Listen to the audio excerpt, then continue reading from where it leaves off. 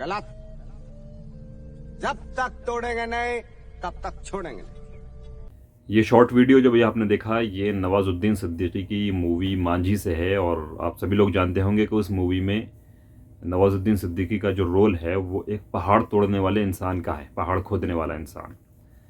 तो अब ये जो लफ्ज़ है, यानी हम कहें कि पहाड़ खोदने वाला इंसान, तो ये एक लंबा जुमला सा हो जाता है। तो क्या इसके लिए कोई एक वर्ड है उर्दू ज़बान में, यानी हम इस कैरेक्टर को या इस तरह के इंसान को जो पहाड़ खोदने का काम करता है उसको एक लफ्ज़ में अगर बयान करना चाहें तो उसके लिए उर्दू में एक लफ्ज़ इस्तेमाल होता है, कोहकन।